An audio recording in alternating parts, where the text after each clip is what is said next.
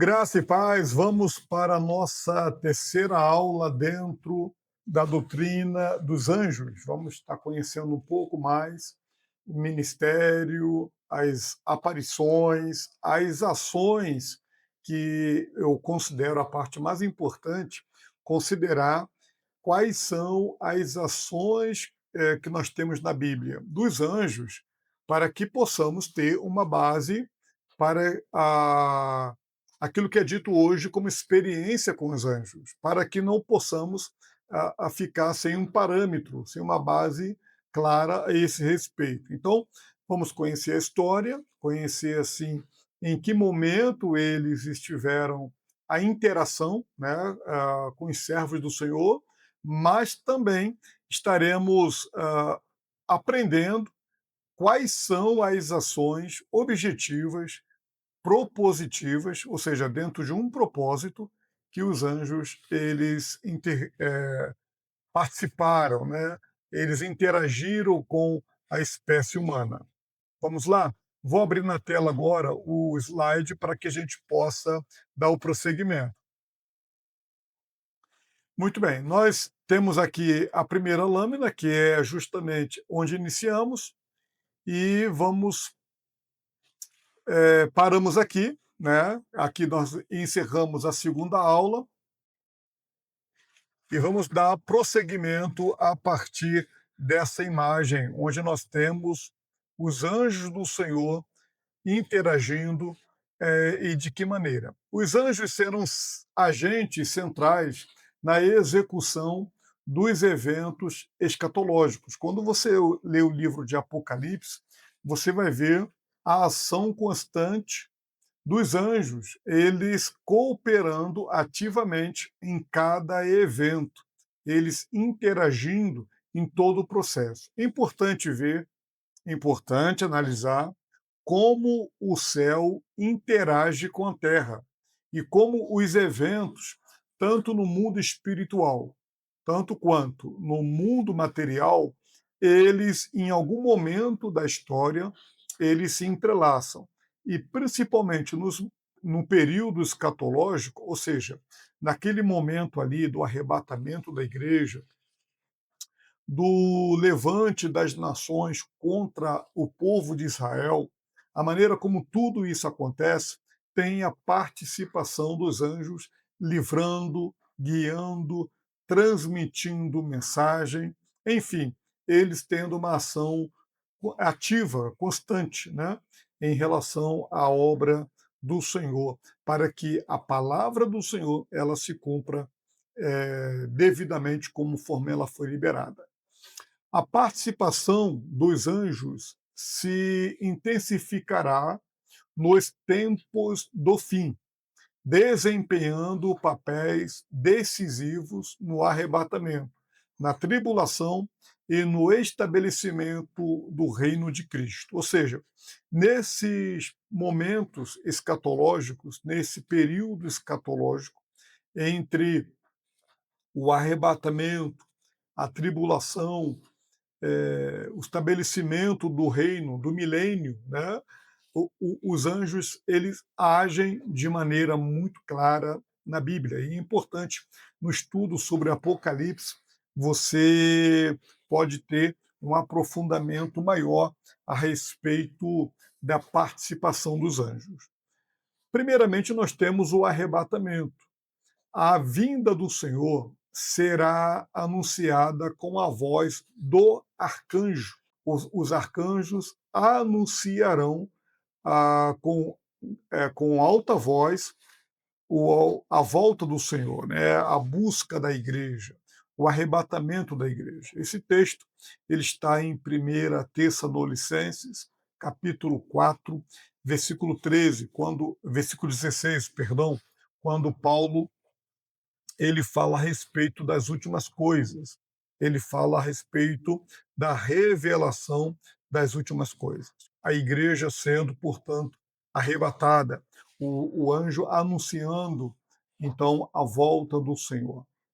Na grande tribulação, também, eles têm uma ação interessante. Executarão os juízos, o juízo de Deus soando as 7 trombetas. Apocalipse 8 e 9. Ou seja, esses dois capítulos da Bíblia mostram o soar das trombetas. O soar das trombetas, portanto, inaugurando fases distintas dentro da grande tribulação, juízos de Deus, anunciando juízos de Deus, anunciando ação divina. Miguel e seus anjos batalharão e expulsarão Satanás. Está no capítulo 12, do 7 ao 9, também de Apocalipse. Então, aqui denomina o anjo Miguel, né, que é o anjo que tem várias aparições no Novo Testamento, como o anjo da guerra, o anjo que defende, o anjo que traz livramento, também é o anjo que traz a mensagem do Senhor, é o anjo que comunica a vontade de Deus, e ele tem uma ação ali com os seus anjos. Em alguns, em alguns trechos da Bíblia, ele é tipificado como o próprio Jesus, né? Existem linhas interpretativas de que Miguel ele tipifica, ele representa o próprio Jesus. Então, por isso o texto vai dizer que Miguel e seus anjos batalharão na grande tribulação. Haverão guerras no mundo espiritual, como hoje há também. Paulo fala sobre isso em Efésios capítulo 6, ali quando fala das armaduras de Deus, né? Ele fala que não lutamos contra carne e sangue, mas contra as hostes espirituais. Então sabemos que há batalhas que são travadas a respeito da igreja na terra. O próximo evento é a segunda vinda de Cristo. Acompanharão Jesus, ele acompanharão Jesus quando ele vier em glória para julgar as nações. Mateus capítulo 25, versículo 31. Como eu tenho orientado, é importante você pausar o vídeo nessas citações, fazer a leitura. Já não faço aqui de maneira propositada para que você exercite a abertura da Bíblia, a localização dos textos, para que esse exercício possa fixar o conteúdo dessa aula. Segunda Tessalonicenses, capítulo 1, do verso do 1 ao 8, também trata que os anjos acompanharão Jesus diante da sua segunda vinda, quando ele vier julgar em sua glória. E quarto momento, temos aqui o milênio. Um anjo prenderá Satanás por 1000 anos. Esse texto está em Apocalipse, capítulo 20, do verso 1 ao 3. Você pode ler esse texto, onde ali, na inauguração do milênio, ou seja, né, Satanás será lançado durante 1000 anos, ficará preso, inaugurar-se-á o milênio, que é um período de paz, de harmonia, né, onde a Terra ela estará sendo preservada e guiada pelo próprio Senhor. No juízo final, a ação dos anjos também será constante. Estarão presentes e ativos, separando os justos dos ímpios. Mateus 13, 41 ao 49. Mais uma vez, haverá a distinção daqueles que servem ao Senhor e daqueles que não servem ao Senhor. Aqueles que buscam o prazer imediato, a vida mundana, buscam os prazeres deste mundo, eles obterão aqui a sua parte, obterão aqui a sua recompensa, mas aqueles que os seus olhos estão voltados para a glória, ainda que aqui tenham momentos eh, de prazer, de satisfação, da presença de Deus, de uma vida guardada por Deus, uma vida com constante livramento, enfim, não é que o povo de Deus viva de maneira amargurada, de maneira triste. É sim, é uma vida regada no amor de Deus, uma vida coberta pela graça de Deus. Porém, eh, alinhada aos princípios da Bíblia, alinhada aos princípios da palavra de Deus. E alinhando-se a esses princípios, abre-se mão de muita coisa que ao homem ímpio ele se lança, ele se joga a tudo isso.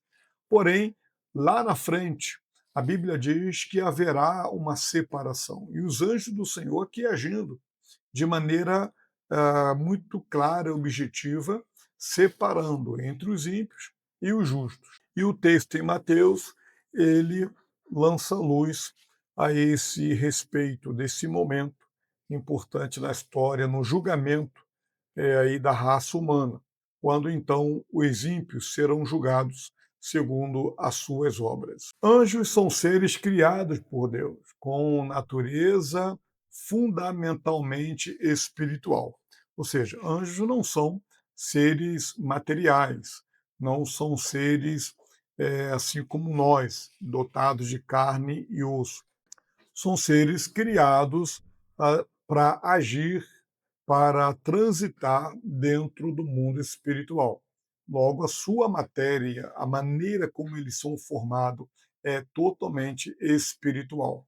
Antes da criação do mundo, Deus criou os anjos. Quando nós lemos ali Gênesis, capítulo 1, versículo 1, o texto vai nos dizer: o princípio criou Deus o céu e a terra. Veja que ali há uma ordem cronológica da criação de Deus.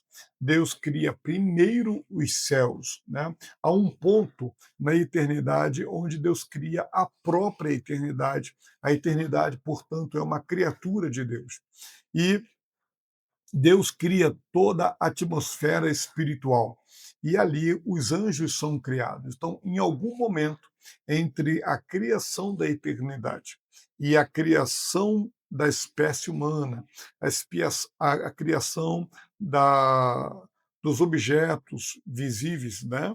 Das massas visíveis, dos planetas, das estrelas, enfim, da natureza, Deus cria, então, em algum momento, Deus traz à existência exércitos angelicais para que operassem diante dele, glorificassem ele permanentemente.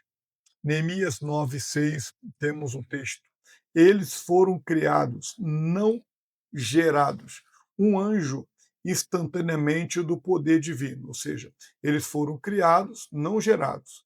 Um ato instantâneo do poder divino. Salmo 148, versículo 5. Eles foram criados por Deus, formados por Deus. São seres espirituais, possuem um corpo espiritual, não carnal, para habitação no céu, né, para que pudesse habitar o céu. João 3, verso 6. Naturalmente invisíveis. Por que naturalmente invisíveis? Porque são criados originalmente dentro do mundo espiritual. E o que é espiritual é invisível ao natural. Então, originalmente, naturalmente, eles são criados seres invisíveis. Mas, inclusive já mencionamos aqui no curso, eles podem ter uma ação ah, dentro de um propósito divino no mundo material. Nós temos textos na Bíblia de anjos e relatos, né, de anjos que interagiram com a espécie humana, que foram vistos, inclusive. Então, essa materialização, ela está dentro de um propósito, de uma mensagem, ela está dentro de um propósito de um livramento, ela está dentro de um propósito de Deus. Deus determina esse propósito e ele coordena toda essa ação. por não possuírem corpo material, são invisíveis, a menos que, foi o que eu acabei de dizer, a menos que Deus lhes conceda manifestação visível. Lucas, capítulo 1, versículo 11, capítulo 1, versículo 28, e diversos outros textos na Bíblia, vamos ter referências de anjos agindo eh, dentro da esfera material. De fato, Deus tem propósitos que, em alguns momentos dentro da história, os anjos eles transitam entre os dois mundos, entre essas duas atmosferas, entre esses dois ambientes. Primeiro, um ambiente espiritual, no qual são originários dali, e também no mundo material, quando há um propósito divino para que seja cumprido. Seres imortais foram criados em um estado glorificado e já não podem mais morrer. Lucas 20, verso 36. Então, a título de consenso, é um ponto pacificado entre estudiosos do assunto, entre teólogos, professores, é a eternidade dos anjos e a glorificação do corpo deles.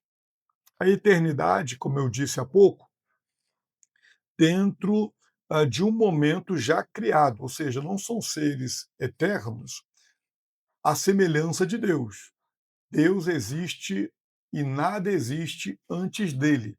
Agora, antes dos anjos, existe Deus, portanto, tudo passa a existir a partir de Deus, a partir do Criador dos céus e da terra, inclusive os anjos.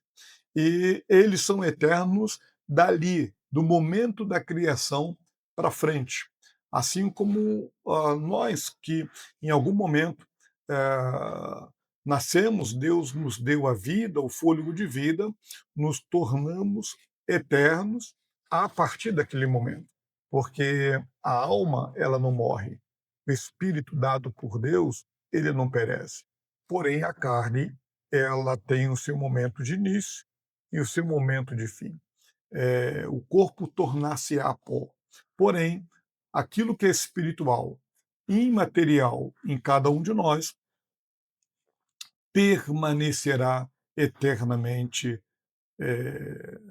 vivo, né? E sendo que uns com Deus e outros ausentes de Deus. A morte eterna, portanto, sendo aí o afastamento eterno de Deus. Voltando aqui, é, foram criados em um estado glorificado, como dissemos, e não pode mais morrer. O texto está em Lucas 20, verso 36. E o último quadrante da nossa, da nossa lâmina: assexuados. Não se casam nem se dão em casamento. Não possuem vida conjugal ou gênero, como os humanos. Marcos 12, 26. Isso, 25, perdão.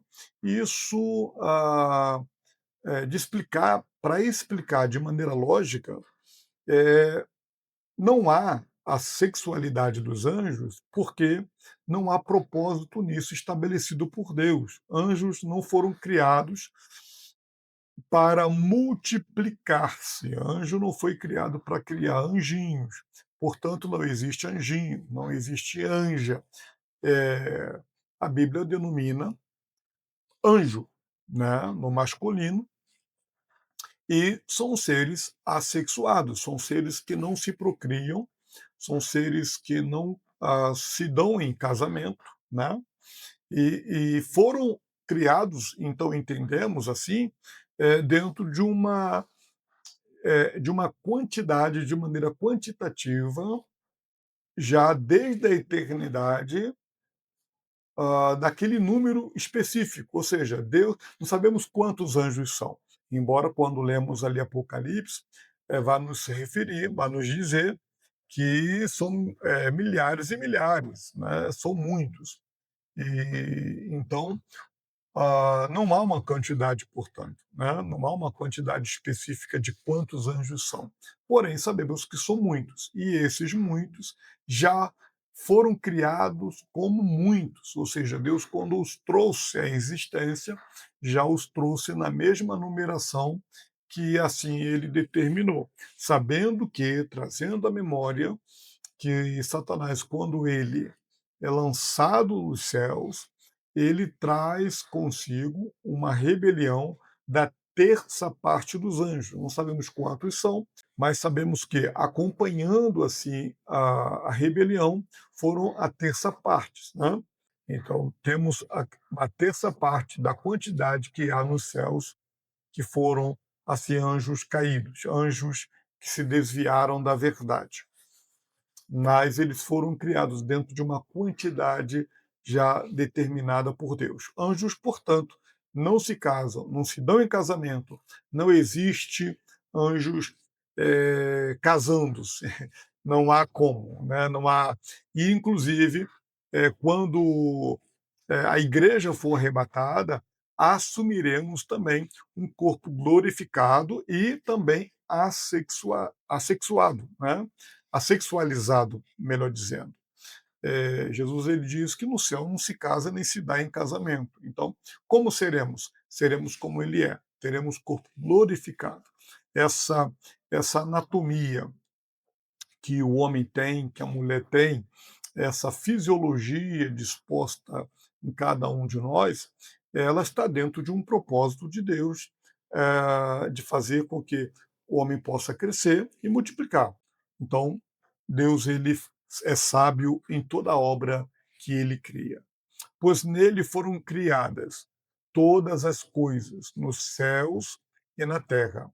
As visíveis, aqui fala da obra criada, dos planetas, estrelas, do homem, da natureza, e as invisíveis, e aqui contemplam-se os anjos, sejam tronos, sejam soberanias, sejam principados, sejam potestades. Tudo foi criado por meio dele e para ele. Colossenses, capítulo 1, verso 16. O entendimento bíblico dos anjos nos move da confusão para a adoração centrada em Deus. Resumo da jornada: partimos de um cenário de mitos, excessos, para desvendar a ordem divina revelada nas Escrituras.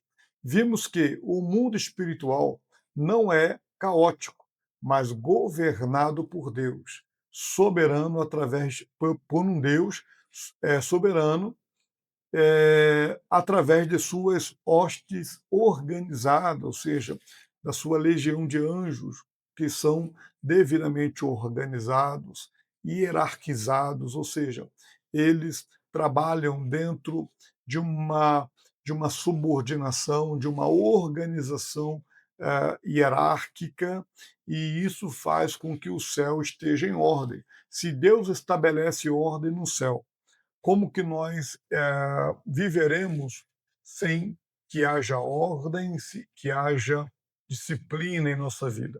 Eles são um exemplo daquilo que Deus tem para nós.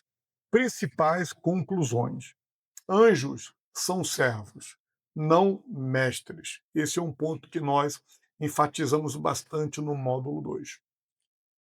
Sua glória e poder derivam de Deus e servem aos seus propósitos. Segunda conclusão: sua missão aponta para Cristo. Desde a anunciação até o juízo final, a atividade angelical magnífica, a obra redentora de Jesus. Tudo é voltado a Cristo, tudo é direcionado a Ele. Por isso, a igreja o adora. E terceiro ponto, que conclui, portanto, essa disciplina: a doutrina correta produz fé sóbria. O conhecimento bíblico nos protege do erro e nos firma na verdade de que somente Deus é digno de nossa adoração e mediação. Somente Cristo é o nosso mediador, né? Somente Cristo é eh, o nosso caminho perfeito a Deus. Ele afirma: ninguém vem ao Pai senão por mim. Então, anjo não é meio, anjo não é ponte, anjo não é intermediário. Anjo, ele atua dentro das limitações determinadas por Deus para o propósito. Afirmação final. O estudo dos anjos não deve terminar em fascínio pelas criaturas, mas em um temor e reverência mais profundos pelo Criador, o Senhor dos Exércitos. Amém? Ele está no domínio de todo o exército do céu. E isso faz com que nós possamos, diante dele, nos encurvar, diante dele está em glória.